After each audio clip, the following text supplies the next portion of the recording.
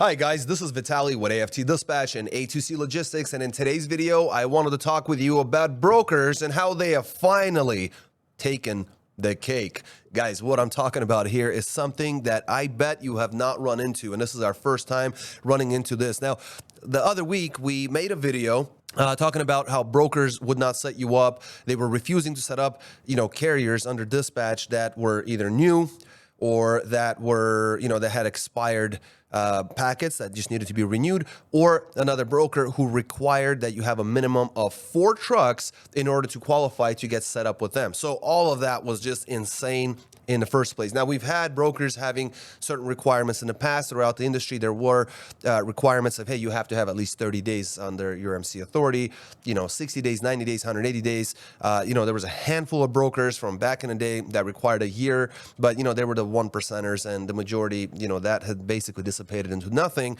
But there were some requirements, and we do understand. But to have a requirement of 4 trucks was kind of out there. To basically say that you're too small, we're not going to work with you, was out there. But they beat this one, and they take the cake, because the other day, and I was going to make a video about this right away, but things came up. But just 2 days ago on Monday, dispatch comes out like, I was like, what's going on? It looked like they got that little emoji of mind blown, right? Well, they come out and they said that a broker doesn't want to work with us because they feel that it's fishy that we have too many accounts on DAT. You heard that right. We have too many accounts on the DAT load board, DAT's load board. And what does that even mean? Ultimately, it makes absolutely no sense, because DAT as an organization requires you to have an individual account for every dispatcher that's logging in. So for every login, you have to have a separate login and password. It needs to be paid for to DAT in order to access their load board. Considering that we are an established carrier and that we lease on owner-operators, we have lots of owner-operators leased on,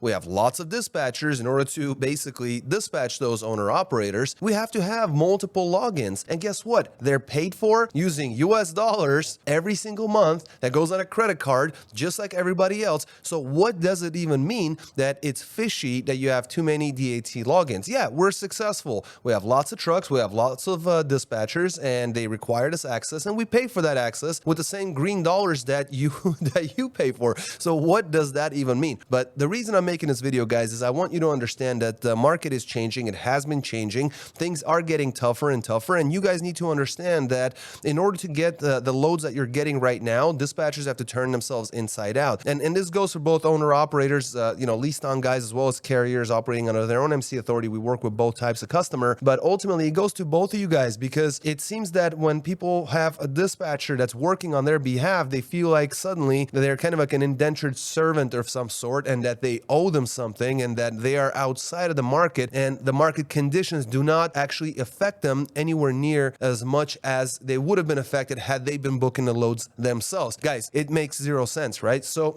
for example, I'll give you a customer that we have right now, and they're just a customer on paper, because in 2 weeks, none of our dispatchers have been able to move them. We've had multiple dispatchers actually on their account trying to do the best they can to get them moving, and in 2 weeks we can't get them going. Now you might say, well, that says a lot about the quality of your dispatchers, your training, the quality of your workmanship, whatever you want to call it. And I guarantee it has nothing to do with that, because this customer in particular requires that we book their second load basically prior to their first load being booked. Well, how do you do that exactly, right? If I don't know where you're going in the first place, how am I supposed to book you out of there? Out of where, right?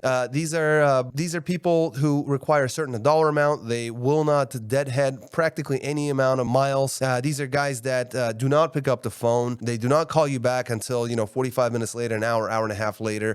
They have an expectation of receiving a manifest of some of the top paying loads, and then they will pick the one load out of there within the next 45 minutes to an hour and a half, and then get back to you about it, saying that we have chosen, here is the chosen one, basically. Come on, guys. That's never been the case. It's not going to be the case, and it certainly isn't the case in today's market and under today's market conditions, or in today's market conditions. So the bottom line is that you have to be able to help your dispatchers out, because just because you got a dispatcher does not mean that you have to make their life living hell, right? They're already turning themselves inside out. They have to work like 3 times harder in order to get half the money that was used to be available. And that's in order to keep you guys moving so that we can get through these difficult times. So try to help them out. It doesn't, if your dispatcher's calling you, I always tell the same thing to all our customers. I say, look, if that number's calling you, if dispatcher's calling you, that That's money. Money is calling you. Pick up the phone. That's a really important call. You should pick up the phone. When you don't pick up the phone, you call us back in an hour, this and that, and it's like that lost. Do you know how much effort it took to get you that load? And that would have made your week. That would have got you out for the right money. That would have got you into the right market for the right money. They're not calling you with just cheap random loads or loads that will not move you to the right market. They're calling you with strategic loads at the right price that will make your week, and you don't pick up the phone. So that's extremely demoralizing. And when you're going to be,